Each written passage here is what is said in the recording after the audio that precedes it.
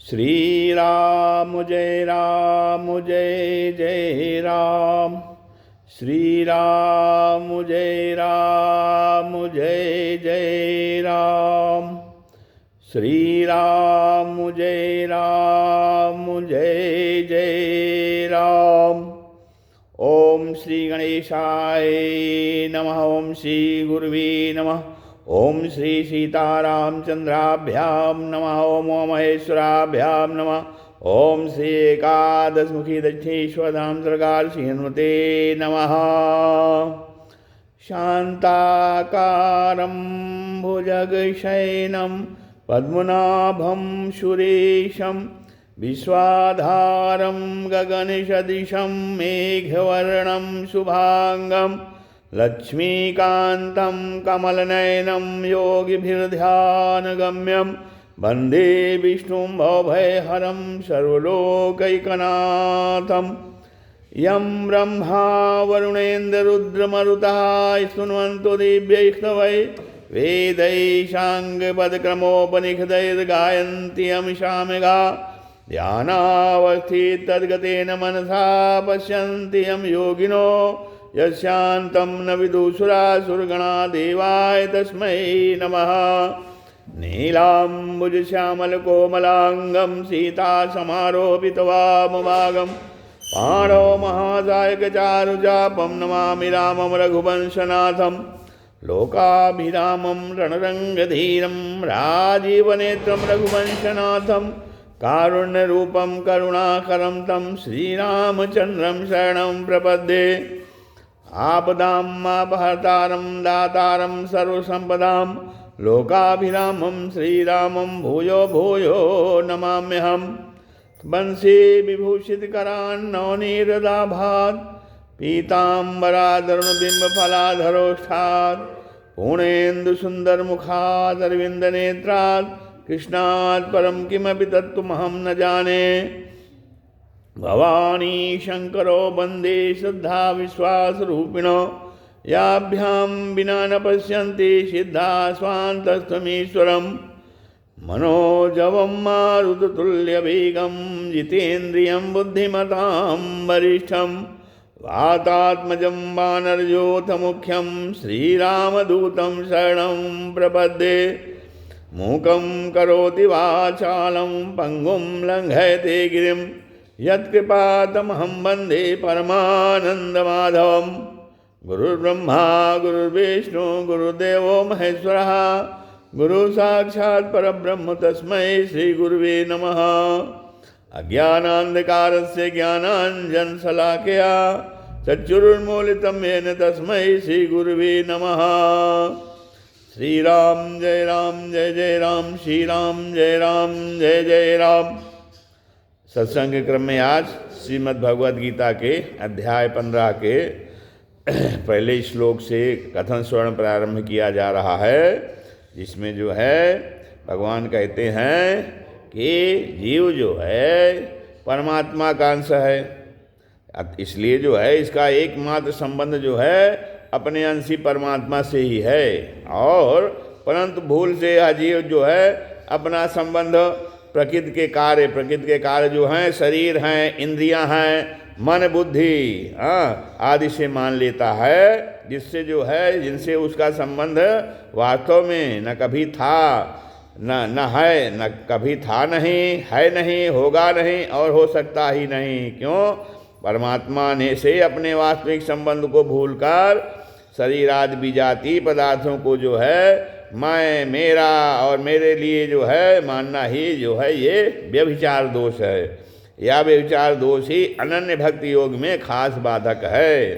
अब इस बाधा को दूर करने के लिए इस यहाँ पर जो है भगवान जो है संसार वृक्ष का वर्णन करके उसका छेदन करने की आज्ञा देते हैं। संसार वृक्ष का उदाहरण देते हैं, संसार को एक वृक्ष बताते हैं। श्री भगवान वाच ऊर्ध्वमूल मधा शाखा मत्स्वस्थं प्राहुरव्ययम्। ऊर्ध्वमूल मधा शाखम अस्वस्थं प्राहुरव्ययम्। छंदांसि यस्य पर्णानि यस्तं वेद सवेदवित्। छंदांसि यस्य पर्णानि यस्तम वेद सभेदवित।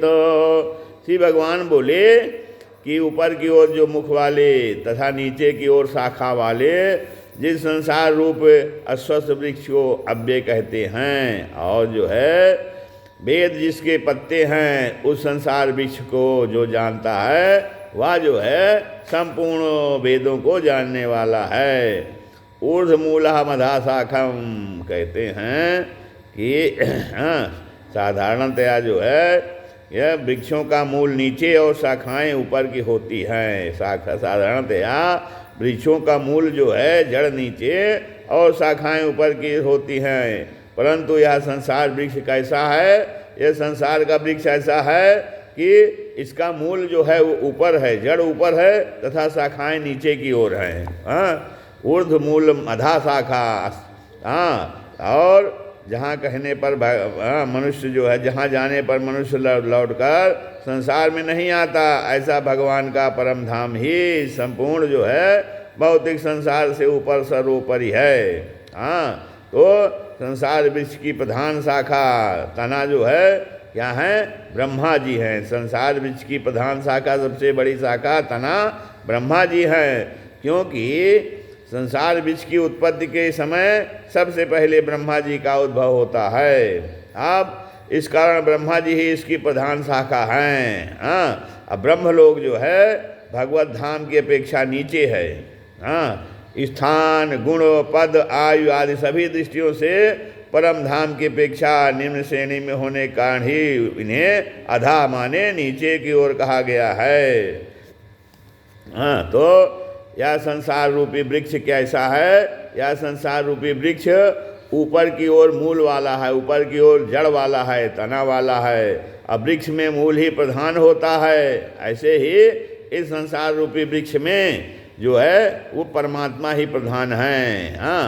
तो उनसे ब्रह्मा जी प्रकट होते हैं, जिसका वर्णन जो है अधा शाखा पद से हुआ, जिसको उसको अधा शाखा कहा गया है। ब्रह्म भगवान से नीचे ब्रह्मलोक ब्रह्मा जी। तो सबके मूल प्रकाशक और आश्रय कौन से हैं? परमात्मा है। सबके मूल प्रकाशक और आश्रय परमात्मा ही हैं। देश, काल, भाव, सिद्धांत, गुण रूप, विद्या आदि सभी दृष्टियों से परमात्मा ही सबसे श्रेष्ठ हैं, और उनसे ऊपर अथवा श्रेष्ठ की तो बात ही क्या, उनके समान भी दूसरा कोई नहीं है।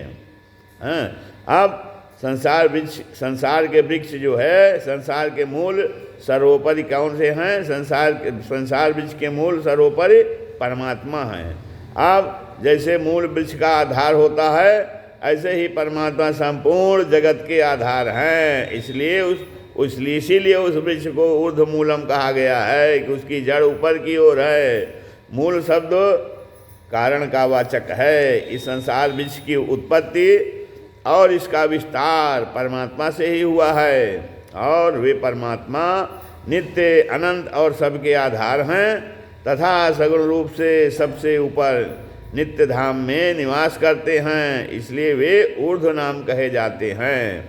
अब यह संसार वृक्ष उन्हीं परमात्मा से उत्पन्न हुआ है, इसलिए इसको ऊपर की ओर मूल वाला ऊर्ध्व वृक्ष कहते हैं। अब वृक्ष के मूल से ही तने, शाखाएं, कोपल निकलते हैं। इसी प्रकार परमात्मा से ही संपूर्ण जगत उत्पन्न होता है, उन्हीं से विस्तृत होता है और उन्हीं में स्थित रहता है। उन्हीं से शक्ति पाकर संपूर्ण जगत चेष्टा करता है। तो अब ऐसे सर्वोपरि परमात्मा की शरण लेने में मनुष्य सदा के लिए कृतार्थ हो जाता है। तो ऐसे सर्वोपरि परमात्मा की शरण लेकर के मनुष्य जो है सदा के लिए कृतार्थ हो जाता है। शरण लेने की बात आगे बताएंगे कि तत्तवेवं नाद्य पुरुषम प्रपद्ये। तब शिष्य रचना के लिए जो है ब्रह्मा जी प्रकृति को स्वीकार करते हैं, परंतु वास्तव में वे जो है प्रकृति से संबंध रहित होने के कारण मुक्त हैं। वे वास्तव में प्रकृति से मुक्त हैं। ब्रह्मा जी के सिवाय जो है दूसरे संपूर्ण जीव प्रकृति उसके कार्य शरीर आदि के साथ अहंता ममता पूर्वक जितना जितना अपना संबंध मानते हैं उतने उतने ही वे बंधन में पड़े हुए हैं और उनका बार बार पतन अर्थात जन्म मरण होता रहता है। अर्थात उतनी ही शाखाएं नीचे की ओर फैलती रहती हैं। सात्विक राजस और तामस, सात्विक राजस और तामस ये तीनों गतियां आधा शाखाएं के ही अंतर्गत हैं। हाँ, अस्वस्थम माने अस्वस्थम शब्द के दो अर्थ होते हैं। क्या? जो कल तक दिन भी न रह सके, और पीपल का वृक्ष जो कल दिन तक भी न रह सके, और दूसरा पीपल का वृक्ष। अब पहले अर्थ के अनुसार जो अस्वस्थ पद का तात्पर्य है कि संसार एक क्षण भी स्थिर रहने वाला नहीं है। संसार एक क्षण भी स्थिर रहने वाला नहीं है। हाँ, केवल जो है परिवर्तन के समूह का नाम ही संसार है। केवल परिवर्तन के समूह का नाम ही संसार है। अर्थात संसार में प्रतिक्षण परिवर्तन होता रहता है। अब परिवर्तन का जो नया रूप सामने आता है उसको उत्पत्ति कहते हैं। थोड़ा और परिवर्तन होने पर उसकी स्थिति से उस स्थित रूप से मान लेते हैं, और जब उस स्थिति का स्वरूप भी परिवर्तित हो जाता है तब उसको समाप्ति अर्थात प्रलय कह देते हैं। अब वास्तव में इसकी उत्पत्ति, स्थिति और प्रलय होते ही नहीं, इसलिए इसमें प्रतिक्षण परिवर्तन होने के कारण यह संसार एक क्षण भी स्थिर नहीं है। हाँ, दृश्य मात्र प्रतिक्षण आदर्श में जा रहा है, प्रतिपर आदर्शन में जा रहा है। यह दृश्य मात्र प्रतिक्षण आदर्शन में जा रहा है। इसी भाव से इस संसार को अस्वस्थम कह सकते हैं, कहा गया है। अब दूसरे अर्थ के अनुसार पीपल का वृक्ष जो है, यह संसार पीपल का वृक्ष है। हाँ, कैसे? शास्त्रों में अस्वस्थ अर्थात पीपल के वृक्ष की बहुत महिमा गाई गई है। स्वयं भगवान भी सब वृक्षों में अस्वस्थ को अपनी विभूति कहकर उसको श्रेष्ठ एवं पूज्य बताते हैं। अस्वस्था सर्ववृक्षाणाम, गीता के 10वें अध्याय के 26वें श्लोक में भगवान कहते हैं अस्वस्था सर्ववृक्षाणाम, माने पीपल, आंवला और तुलसी। पीपल, आंवला और तुलसी, इनकी भगवत भाव पूर्वक पूजा करने से वह भगवान की पूजा हो जाती है। हाँ, तो परमात्मा से संसार उत्पन्न होता है, वे ही संसार के अभिन्न निमित्तोपादान कारण हैं। वो संसार के अभिन्न निमित्त और उपादान कारण हैं, दोनों कारण हैं। परमात्मा से संसार उत्पन्न होता है, इसलिए संसार रूपी पीपल का वृक्ष भी तत्वतः परमात्म स्वरूप होने से पूजनीय है। अब इस संसार रूप पीपल वृक्ष की पूजा यही है, इससे सुख लेने की इच्छा का त्याग करके केवल इसकी सेवा करना। सुख की इच्छा न रखने वाले, यह संसार साक्षात भगवत स्वरूप है। सुख की इच्छा न रखने वाले के लिए यह संसार साक्षात भगवत स्वरूप है। वासुदेवा सर्वम, गीता के 7वें अध्याय के 19वें श्लोक में कहा गया है वासुदेवा सर्वम। परंतु जो है संसार से सुख की इच्छा रखने वालों के लिए यह संसार दुखों का घर है। जब जो सुख की इच्छा न रखेगा तो उसके लिए तो संसार साक्षात भगवत स्वरूप है, और जो संसार से जो है वो संसार से सुख की इच्छा रखता है तो उसके लिए संसार दुख का घर है। बता कारण कि स्वयं अविनाशी है, कारण कि स्वयं अविनाशी है, और यह संसार वृक्ष प्रतिक्षण परिवर्तनशील है, और प्रतिक्षण परिवर्तनशील होने के कारण नाशवान, अनित्य और क्षणभंगुर है। इसलिए जो है स्वयं की कभी इससे तृप्ति हो ही नहीं सकती, किंतु इससे सुख की इच्छा करके यह बार बार जन्मता मरता रहता है। इसलिए संसार से यद किंचित भी स्वार्थ का संबंध रखकर केवल उसकी सेवा करने का भाव ही रखना चाहिए।